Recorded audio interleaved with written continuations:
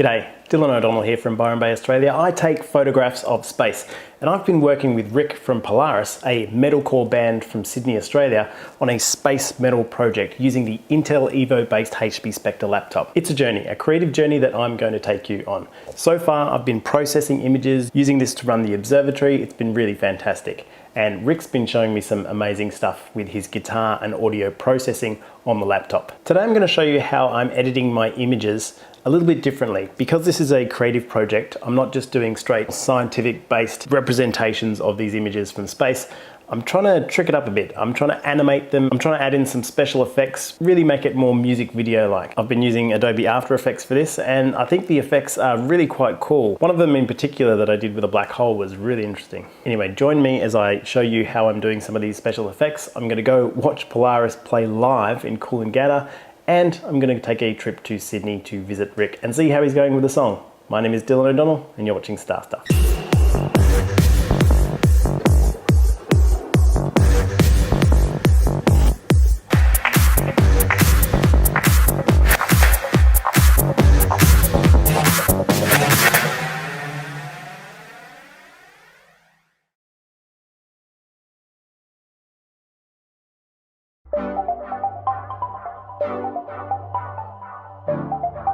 Okay, in order to animate this, I need to first remove the stars from the background layer. So what I'm going to do is run the StarNet process, which is a really cool star removal tool. And that leaves you with this pretty dramatic looking starless version of the nebula.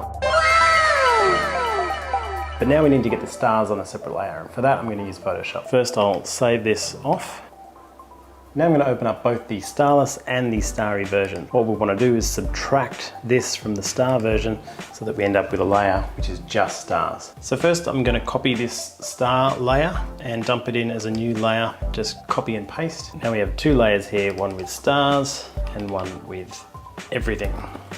Now for the blending mode for the star layer, I'm going to set that to difference. And that leaves me with a layer which is just stars. I'm going to flatten and save this. So now I've got just stars and no stars, and I can combine these for a bit of an animation effect in Adobe After Effects. New project, new composition, and now I'm going to drag in my starless layer. Let's zoom in a touch, and I'm going to give it some overlap. So what I'll do is have this one moving maybe from right to left. Let's see. I'll go back to the start, set the position about 15 seconds. So I've got a keyframe in there now, and change this position to move it through space. Now if I play it, it's slowly animating by moving this across slowly. So we've got some movement on our background layer there. Okay, so let's drag in our star layer here, whack it on top, change the scale so that it's matching what we've got below it. Now our stars roughly match the scale of the layer below it. And now we have to change the blending mode. So in layer, go to blending mode, and I like color dodge. That works really well for compositing the stars back in. Now our background is moving, but our stars aren't moving. So I'm going to add some position information here to get the stars going. Keyframe there,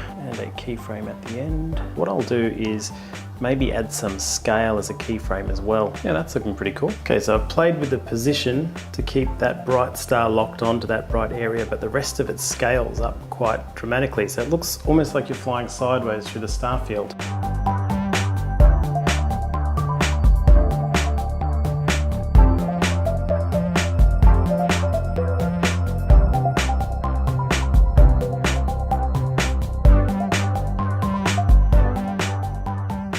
And that's pretty cool, right? An animated version of one of my astro photos. I'm going to use all of these sorts of backgrounds in the space model video that Rick and I do.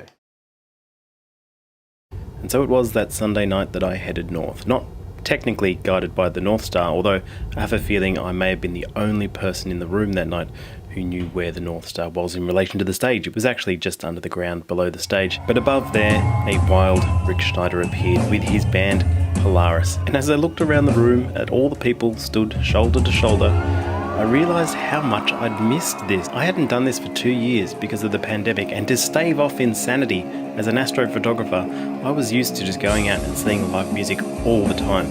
Here's a list of some of the bands I've seen over time.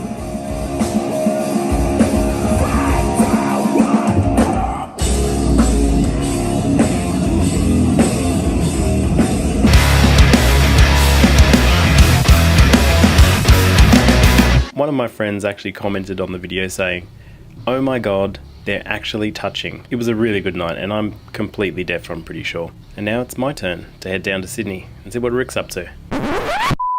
New South Wales has gone from living a COVID-free life to having Greater Sydney in lockdown, borders shut to its residents and restrictions reimposed in regional areas.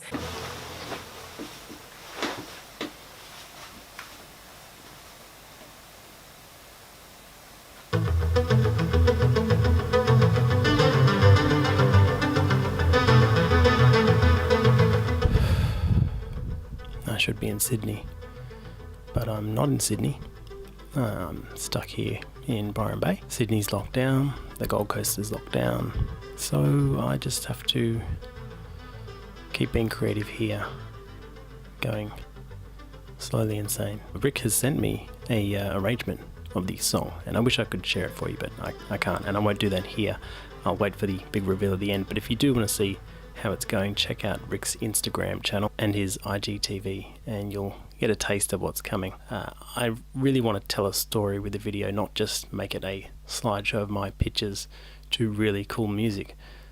So I'll be working on that. The next video you see on this channel will be the final product, will be the Space Metal collaboration video. So enjoy that and watch this space.